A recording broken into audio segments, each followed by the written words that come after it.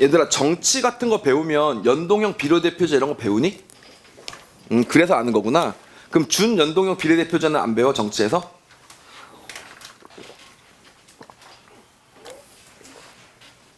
사탐에 정치라는 선택 과목이 있어? 정치와 법? 아 법과 정치 옛날에 법적이라고 했던 거? 이게 정법이라고 불러 애들이? 거기서 연동형 비례대표제를 알려줘? 어? 그게 어려운 개념에 속해? 아 그래 알겠습니다. 자 일단 그 뭐야 투표권이 생긴 거에 대해서 축하드립니다. 그 뭐 여러분들에게 투표권을 주는 거에 대해서 그 뭐 여러 가지 입장들이 다 다르죠. 뭐 왜 주냐, 주면 안 된다, 혹은 뭐 줘야 한다, 뭐 이런 것들 입장들이 다르고 정치 공학적으로 바라보는 입장도 있고 옳고 그름으로 바라보는 입장도 있고. 그런데 제가 그 얘기는 여기서 드리면 안 되는 것 같아요. 제 생각에 대해서는. 그렇죠? 저는 여기서 수학 가르치러 왔지 제가 뭐 여기서 여러분 투표권이 옳다 그르다 이런 얘기를 하러 온 사람이 아니니까 그런 얘기를 하면 안 되고, 제가 배우기로 강사는 강의를 할 때 세 개를 하면 안 되는데 남녀 차별에 관련된 얘기를 하면 안 되고, 정치에 관련된 얘기를 해도 안 되고, 세 번째 종교에 관련된 얘기를 해도 안 되고. 무슨 말인지 알겠죠? 세 가지 하면 안 된다고 배웠는데 그게 맞다고 생각합니다. 예를 들면 내가 여기서 막 계속 이 여학생한테 졸라 차별해. 너 여자는 뭐 쓰레기야 막 이렇게 무시해. 그럼 이 학생 입장에서 화가 나지만 마이크는 내가 잡고 있잖아. 내가 선생이잖아. 그러니까 이제 뭐라고 할 수도 없고 이러면서 스트레스 받겠죠. 그다음 또 정치도 너랑 나랑 생각이 다를 수도 있잖아. 그치? 그러니까 내가 그런 말을 하면 안 되고, 종교는 각자의 신념이니까 역시 말하면 안 되고, 뭐 이런 것들이 있는데 하여튼 그런 측면에 있어서 저는 아무 말도 하지 않을 겁니다. 알겠죠? 자, 근데 하여튼 여러분 투표권을 갖게 된 건 축하한다고 이런 말은 해도 되는 거잖아.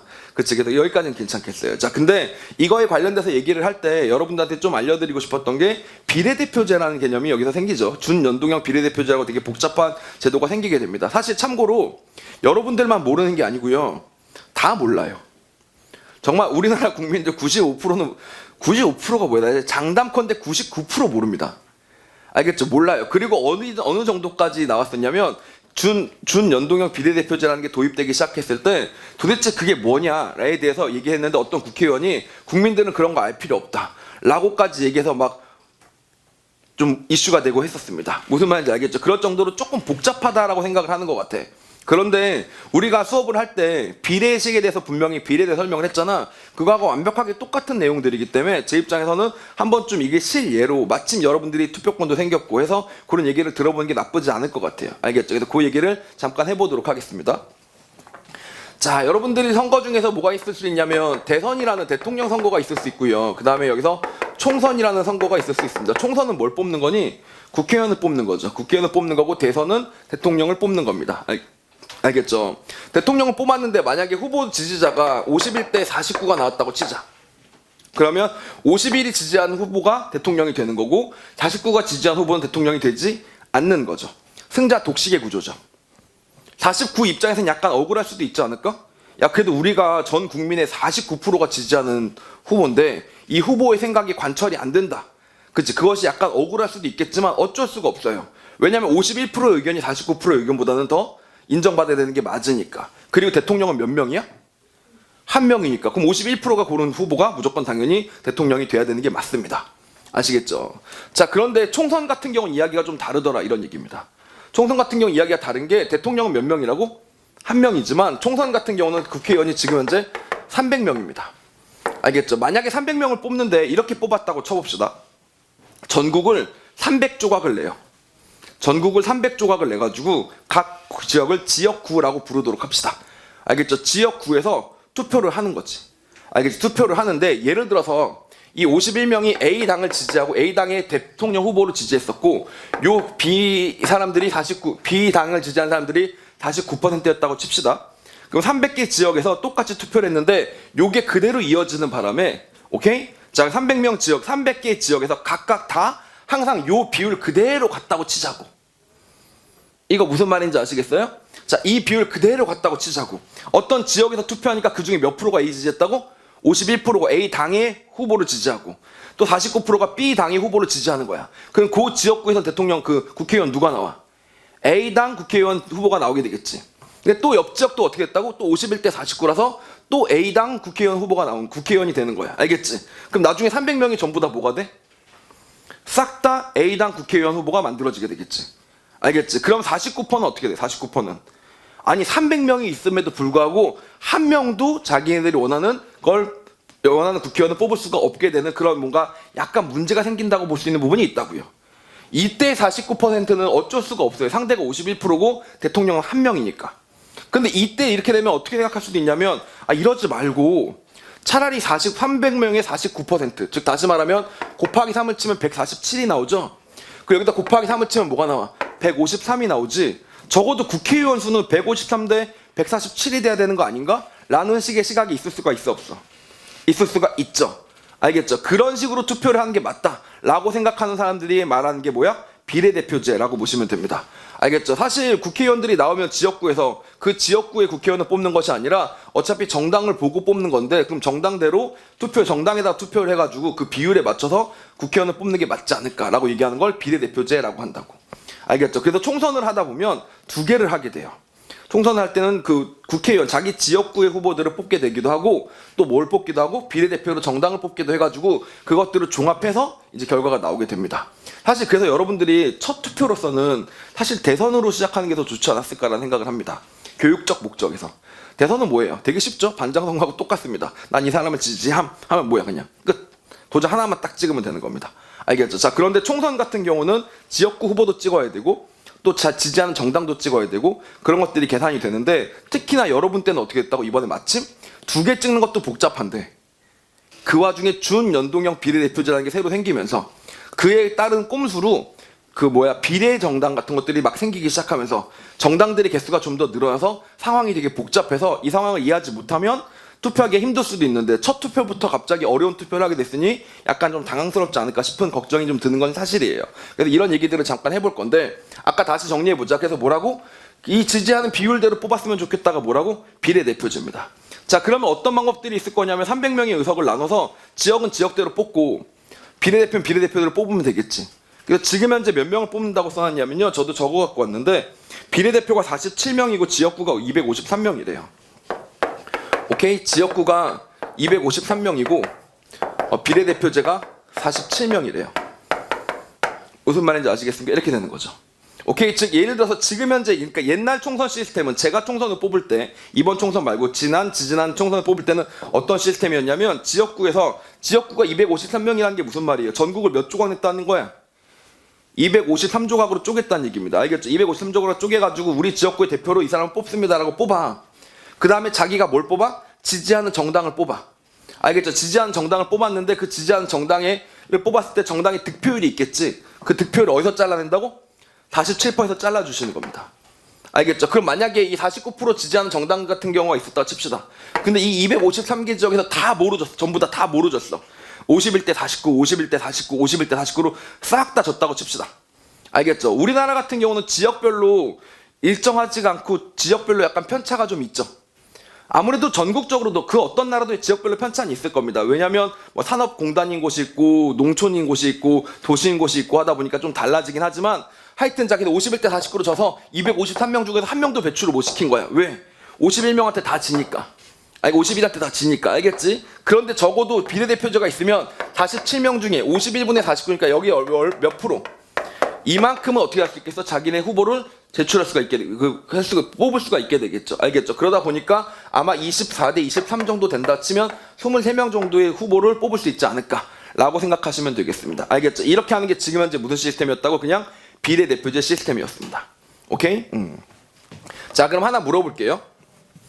지역구가 되는 게 조그만 정당한테 유리할까? 지역구가 많은 게 조그만 정당한테 유리할까? 비례대표제가 많은 게 조그만 정당한테 유리할까? 비례대표제가 확실히 더 유리할 수밖에 없겠죠. 방금 전에 봤다시피 51%를 확보하면 어떻게 된다고? 지역구를 싹 쓸어버릴 수도 있습니다. 알겠죠? 자, 그러니까 지역구제로 가게 되면 어떻게 되게 되냐면 양당제 쪽으로 갈 수밖에 없겠죠. 당이 두 개로 거의 쪼개지게 되는 겁니다. 한 당이 다 먹으려고 다 통합을 시키고, 그러다 보면 반대쪽인 당이 또 통합이 되면서 결국 51%를 먹어야지만 지역구를 왕창 뽑아낼 수가 있기 때문에 두 당 쪽으로 가게 되지만, 예를 들면 색깔이 확실한 당이 있었다고 칩시다.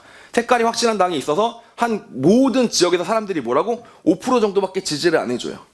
알겠죠? 그럼 5%밖에 지지를 안 해주면 색깔이 확실하지만 그런데 뭔가 대중적인 성격은 아니라서 지지를 5%밖에 안 해줘. 자, 그럼 지역구에서 당선될 확률이 있어 없어? 그쪽은 전혀 없죠. 그런데 5%라도 지지를 해주면 47% 중에 얼마? 5%니까 20분의 정도 1이라서 두세 명 정도는 무조건 확보를 시킬 수가 있지 않습니까? 알겠죠? 자, 그러니까 이쪽으로 가면 뭐가 좋고? 군소정당이 좋고, 이쪽으로 가면 어떻게 될까? 지역구 후보가 좋겠죠. 자, 그러면 예를 들면 군소정당 좋으라고 비례대표를 점점 늘리면 어떻게 되겠어요? 지역구가 어떻게 돼? 점점 줄어들지. 지역구가 줄어든다는 얘기는 뭐냐면 기존의 지역구가 있었던 국회의원 입장에서 자기 지역구가 없어지는 게 되는 거잖아. 그럼 그 사람이 맞겠어, 안 맞겠어? 결사적으로 막아되겠지. 그치? 그러니까 함부로 비례대표를 키울 수도 없고 함부로 지역구를 줄이기도 쉽지는 않은 그런 케이스였다라고 보시면 되겠습니다. 알겠죠? 자, 그럼 여기까지가 기본적으로 비례대표제에 대한 얘기였었어요. 자, 근데 여기서 등장합니다. 뭐가 등장해요? 연동형 비례대표제가 나오게 됩니다. 실제로 제가 다른 정치건 모르는데 한번 알아보니까 독일이 뭐 이런 걸 비슷한 걸 한다고 하는데 연동형 비례대표제는 뭐냐면 이렇게 뽑는 걸 얘기하는 겁니다. 자, 예를 들어서 어떤 정당이 있는데 10%의 지지율을 받았습니다. 10%의 지지율을 받았고 10%의 지지율을 받았으면 원래는 몇 명을 뽑았어야 되는 거지? 47명의 10%니까 몇 명이 그냥 비례대표가 나와야 되는 거야? 4.7명의 비례대표가 나와야 되는 거잖아. 근데 그렇게 정하지 말고 지역구랑 연동해서 하자는 거지. 봐봐. 10%의 지지율을 갖는 정당이면 원래 몇 명 정도가 나와야 돼? 국회의원 전체에서 30명 정도가 나와야 되는 거잖아. 근데 30명 정도가 나와야 되는데 실제로 10%밖에 안 되면 어차피 당선은 누가 돼? 50%에 육박한 사람들이 당선되기 마련이기 때문에 실제로 당선자는 30명이 나올 리가 없죠. 지역구로 가더라도 253명 중에 25.3명이 나올 리가 없지. 그래가지고 10% 지지율인데도 불구하고 10명의 지역구밖에 못 냈다고 치겠습니다. 알겠죠? 10명의 지역구 의원을 만들어준 거야. 이렇게.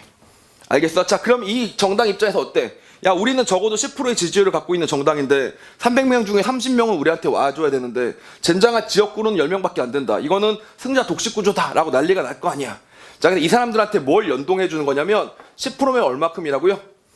300명이잖아. 300명이면 30명이 나와야 되는 거잖아. 그럼 어떻게 해주겠다고? 요 20명을 비례대표로 뽑아주겠다는 얘기가 되는 겁니다. 알겠죠? 20명을 비례대표에서 주겠다는 얘기가 되는 거예요. 그러면 20명이 추가로 더 들어가게 되겠죠? 맞습니까? 그런데 예를 들면 이럴 수도 있겠지. 봐봐. 40%의 지지율이었어요. 40%의 지지율밖에 안 돼서 원래 몇 명이 됐었어야 돼?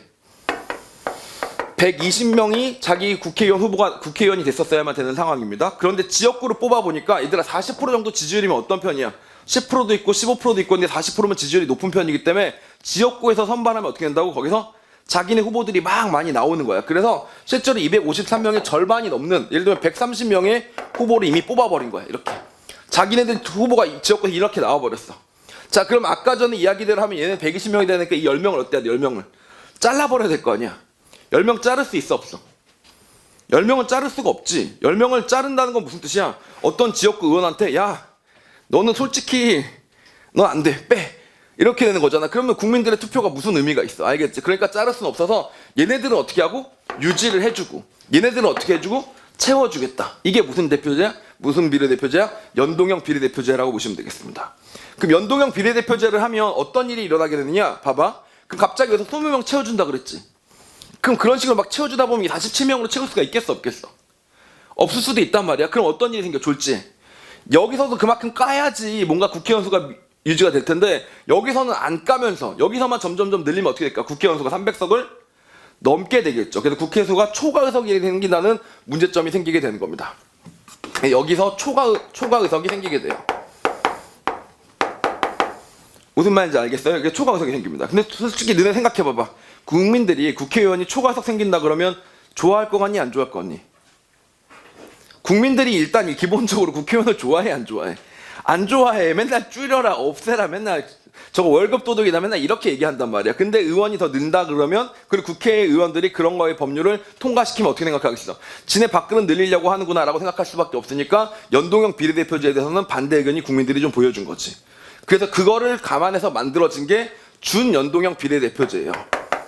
다시 한번 얘기하지만 지금 저는 정치를 설명하려고 하는 게 아니라 비례식을 설명하려고 하는 거다 보니까 준연동형 비례대표제가 저 입장에서는 더 반갑습니다. 왜냐하면 얘가 비례식이 훨씬 더 많이 나오거든. 알겠지? 자, 준연동형 비례대표제를 뽑겠습니다. 이건 어떻게 하는 거냐면 일단 두 가지 룰이 있더라고. 50%로 제한을 시켰고 그 다음에 30명으로 제한을 시켰습니다. 이게 무슨 말인지 알겠어? 자, 다시 한번 설명해 드릴게요. 이렇게 되는 겁니다. 자, 어떤 정당에서 10% 지지율을 받았어요. 10% 지지율을 받았으면 몇 명이 돼야 된다고? 30명이 돼야 된다고. 30명을 뽑아야 되는데 지역구 의원은 몇 명밖에 안 됐냐면 10명밖에 안 됐습니다. 무슨 말인지 알겠죠? 10명밖에 안 됐습니다. 그럼 원래 몇 명의 비례대표제가 추가로 더 늘어나는 게 연동형이야. 20명이 더 늘어나는 게 연동형이라고 했었지. 근데 몇 명까지만 비례하기로 했다고? 50%만 반영을 해주기로 했었습니다. 자, 그러면 20명을 다 추가해주는 건 좀 그렇고, 그러면 사실상 지역구 투표의 의미가 너무 퇴색되니까, 그럼 우리 그 반은 인정해줄게 라고 생각을 해주는 겁니다. 알겠죠? 반은 인정해준다면 반이 얼마니? 그러면 10명이 되는 거죠. 추가 20명이 아니라 10명만 추가로 더 비례대표를 뽑게 해주겠다, 이렇게 생각을 해주는 겁니다. 알겠죠? 그래서 이 당한테는 몇 명의 비례대표를 할당해준다고? 10명을 할당해주고, 또 B당도 있으면 또 몇 명을 할당해주고, C당도 있으면 몇 명을 할당해주고, 이렇게 되겠지. 근데 이렇게 할당을 쭉 해주다 보면 아까 어떤 문제가 생길 수 있었니? 아까도 47명 넘어갈 수도 있다 그랬지. 그래서 룰을 하나 잡아준 게 뭐냐면, 이런 식으로 쭉 늘어나는 비율들 있지, 그치? 요 늘어나는 비율들은 총합이 절대 뭘 안 넘게?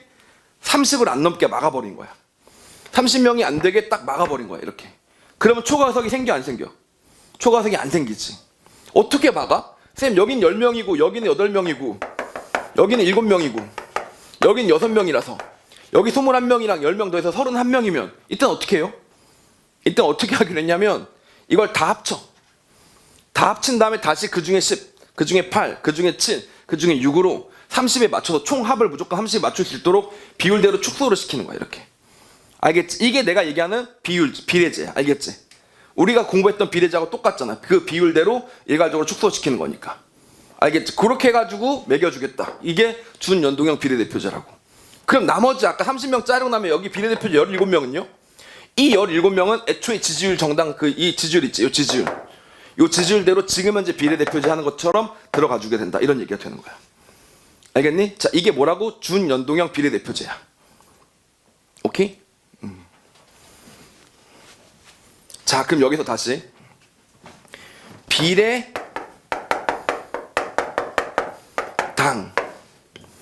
꼼수가 나왔어. 이건 혹시 뭔지 알겠어?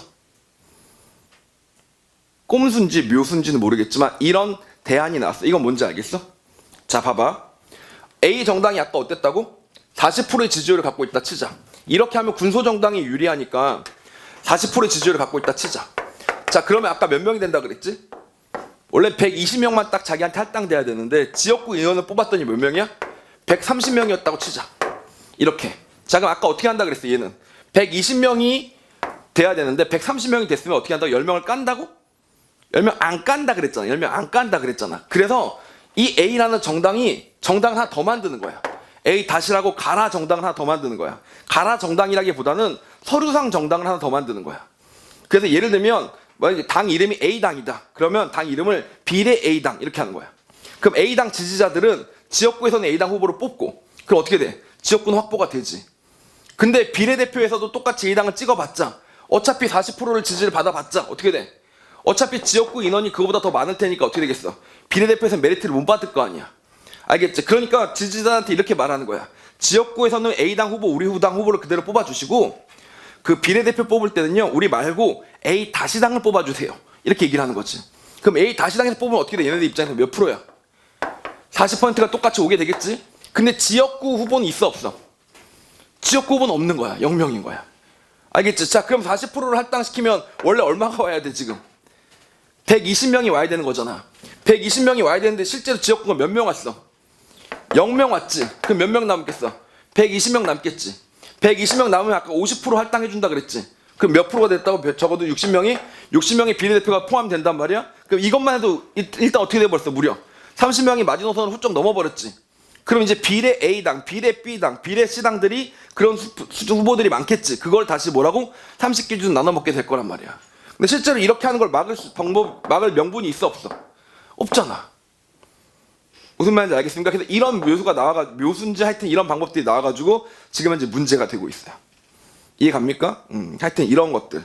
자, 그래서 여러분들이 이걸 이해했다면 적어도 비례에 대해서는 확실히 이해한 거 될 테니까 저는 적어도 수업한 거에 대해서 보람을 느낍니다. 알겠죠? 오해하지 마. 내가 지금 오늘 정치 이야기한 거야, 방금? 아니다 진짜 수학 얘기한 거다 알겠지? 응. 오늘 남이종 후보 학원 갔더니 뭐 미친놈이 정치학이 1도 안 했습니다 알겠죠? 비례식 얘기한 거예요.